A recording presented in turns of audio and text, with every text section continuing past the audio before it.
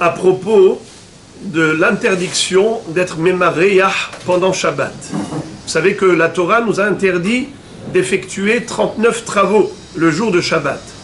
Entre autres, il y a la notion de mémachek. C'est quoi mémachek?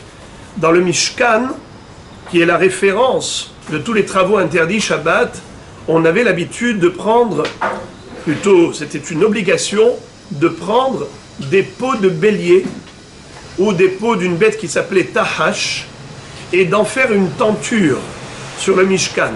Il y avait d'abord une tenture en tissu, une autre qui était en poil de chèvre et ensuite en peau de bête. Peau de bête, il y a une marloquette entre Rabbi Yehuda et Rabbi Nechemia. Est-ce qu'il y avait 3 couches ou 4 couches? Est-ce qu'il y avait d'abord Orot Elim et Odamim et au-dessus Orot et Hashim?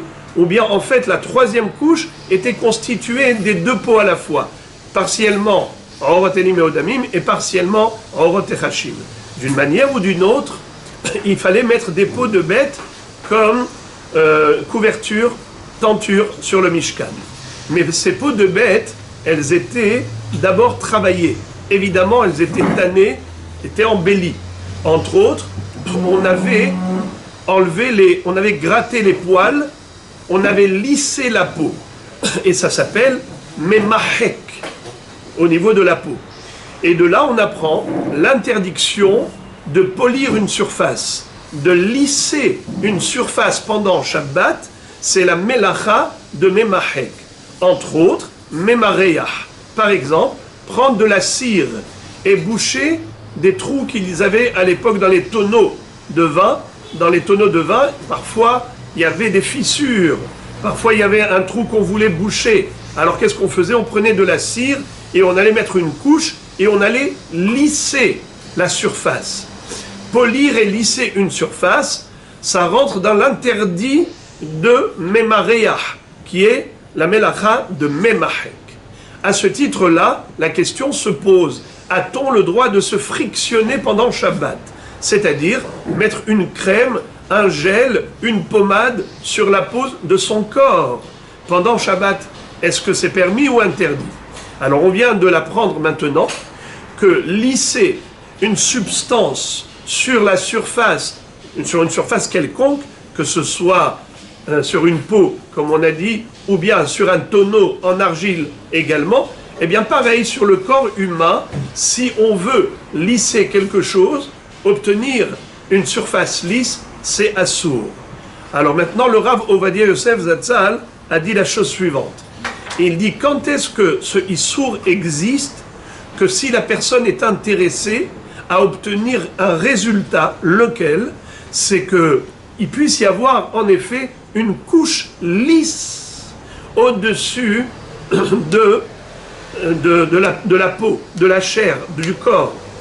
Mais si en fait il ne souhaite pas cela, ce qu'il veut, c'est introduire la substance à l'intérieur même de sa peau, de sa chair.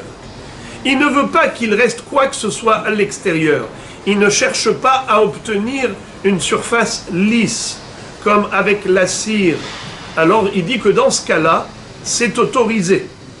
C'est pourquoi il va-t-il dire que des pommades que certaines personnes utilisent à titre de guérison, parfois ils ont une gêne de gerçure, ou bien parce qu'ils se sentent mal à l'aise, ou bien dans un cas où ils avaient déjà commencé un traitement avant, de mettre une pommade sur cette plaie, et ce qu'ils veulent, c'est introduire le produit médicamenteux à l'intérieur de leur chair, et non pas que ce soit à l'extérieur. Alors dans ce cas-là, il dit que c'est autorisé.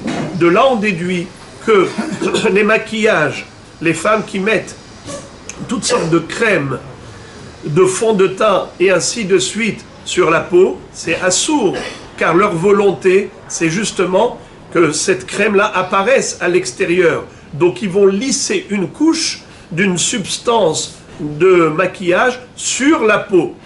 Alors de ce fait, ça c'est assourd, parce que c'est mémaréach, et ainsi de suite. Tout ce qui rentre dans le cadre des produits cosmétiques de la femme.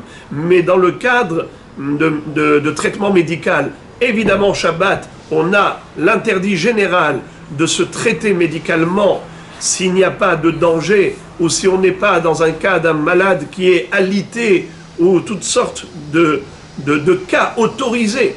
Il y a des cas exceptionnels où on a le droit de prendre un traitement médical pendant Shabbat. Mais sinon, de manière générale, vous le savez que c'est interdit, parce que Chachamim avait dit, à l'époque où on se servait de plantes médicinales pour se traiter, alors il y avait un risque que les gens aillent broyer, aillent moudre ces plantes-là. Et de ce fait, Chachamim ont dit, il ne faut pas se traiter médicalement de peur qu'on arrive à moudre ces plantes. Bien que de nos jours, on ne fait plus ça. Il n'y a plus de préparation personnelle. On achète des médicaments à la pharmacie. Ce sont des cachets. On ne fait aucune préparation. Mais l'interdit rabbinique reste en vigueur. Et on n'a pas le droit de se traiter médicalement, si ce n'est que dans les cas exceptionnels qu'il faut étudier dans la halakha.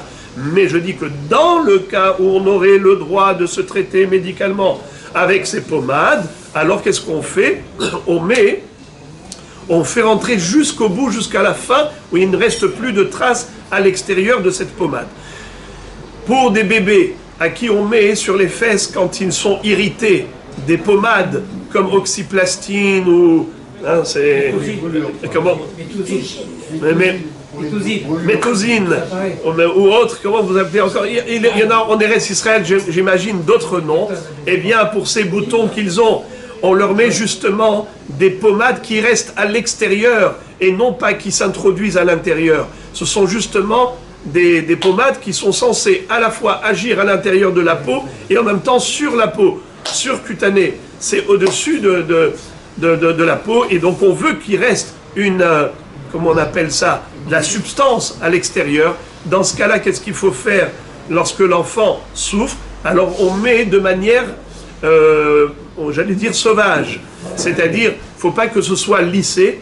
On va mettre comme ça des petits pâtés de pommade qui vont faire qu'avec le temps, ça va tout seul s'aplatir dessus, mais on n'aura pas lissé la surface. Voilà, Bruchim Tiyou.